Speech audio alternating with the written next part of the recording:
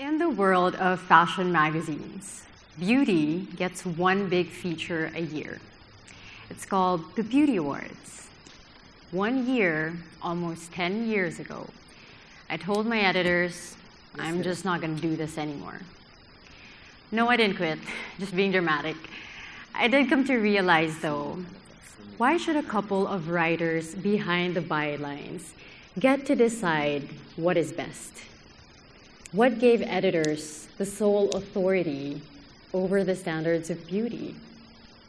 So I set out to do something you could say was a little ahead of its time. I let the readers decide. Before we get there, my name is Belle. I am a journalist and content creator with a focus on beauty. I've been in the industry for 12 years now, and publishing for 8. I'm currently in content creation, which is funny because back then, I would have told you that's not a real job.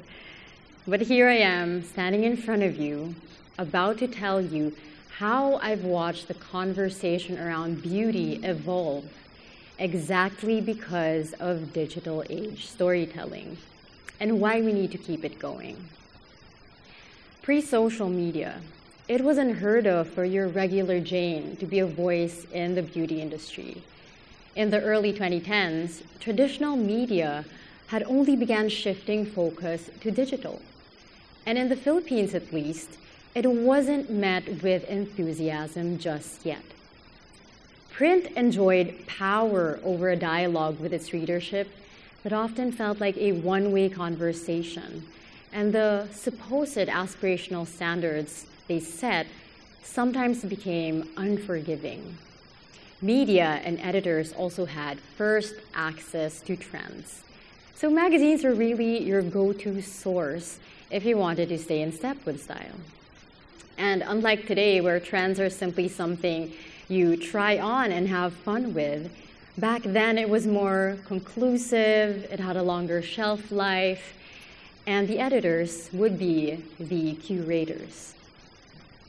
In this era, editors were revered in the fashion and creative community, and it was a time where our choices seemed to be made for us. That one year I mentioned earlier, I produced a special project, one I am most proud of to this day. It was called the Reader's Choice Awards. I felt it was important to rebalance that power of choice, especially in beauty, where colorism and discrimination thrived then and thrives now, especially in the Philippine culture. So instead of simply deciding everything myself, I removed the editor's singular input on what was best, and I asked 50 different women to weigh in. None of them were models or celebrities. None of them were particularly in power in the industry. They were your best friend's big sister, like they would say in the film 13 Going on 30. They were a colleague you'd always ask for skincare tips, or your Pilates teacher turned friend you'd go to for fitness advice. Because what's just as influential, or even more, than the authority of a media institution? It's this little thing called word of mouth. You trust people you know, people you see, people you like, someone you look like, which was so important to me as a brown girl growing up. Someone you trust. And somehow it mirrored how beauty content on social media works today. It's a space where there's representation, there's dialogue, and anyone can weigh in. Soon enough, it was the advent of vlogging and the Instagram age. A bigger shift in power was at play, and there came the rise of the beauty gurus. Michelle Phan, who we now know as the one who started it all for beauty creators, coined a new format of learning, the Get Ready With Me. The idea was it could just be anyone you know sharing tips you could actually relate to. Someone literally just doing their makeup in front of a camera. And in an interview, Michelle Phan even said that she only used her school laptop's fuzzy old webcam. She understood the regular makeup user because she was one. it was very much, in a sense, a cultural reset. It sent traditional media scrambling to keep up, because until then, a lot of us were still comfortably resting on our perceived credibility.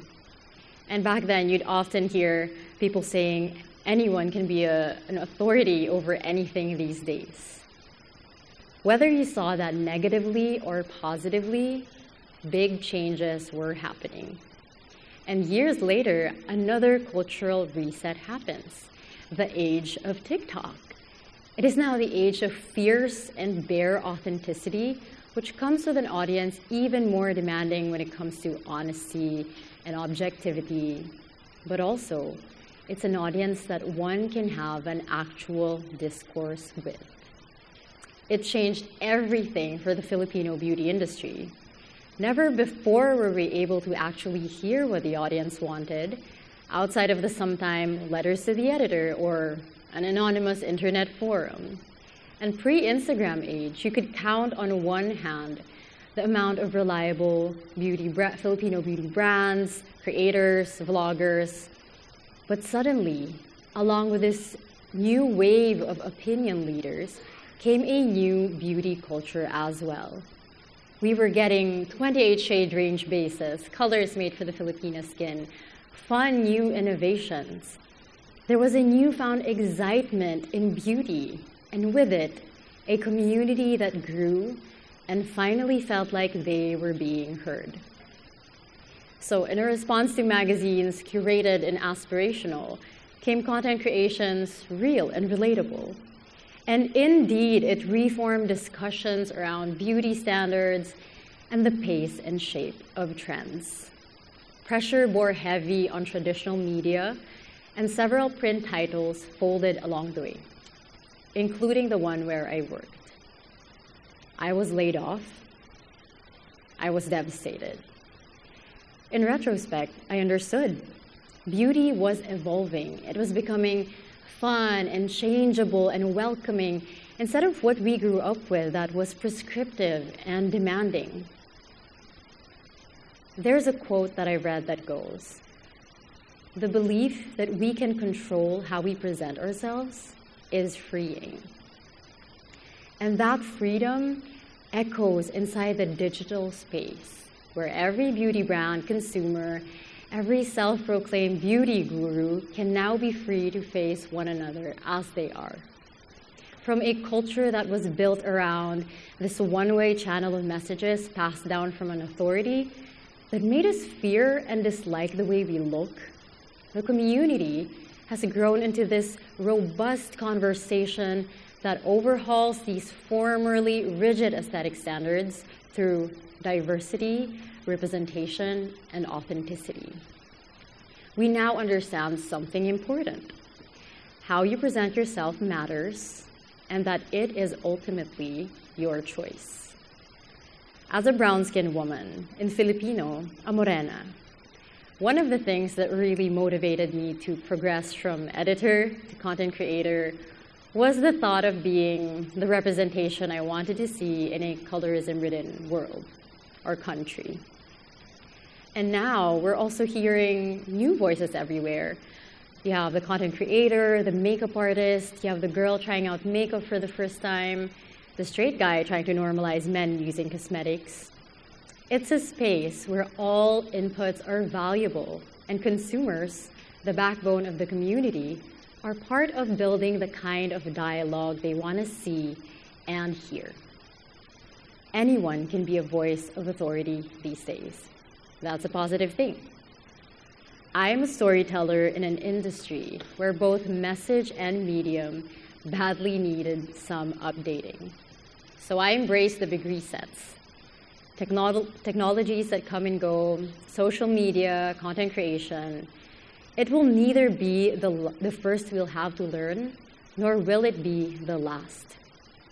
So if you have the power to help shift a culture that calls for change, I urge you to embrace the shifts every time they happen. It is how we evolve.